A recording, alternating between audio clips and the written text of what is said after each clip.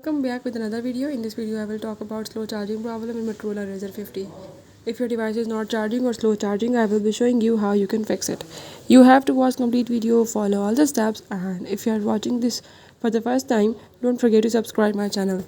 Now for further details, let's move to video and see how to fix slow charging issue in Motorola Razr 50.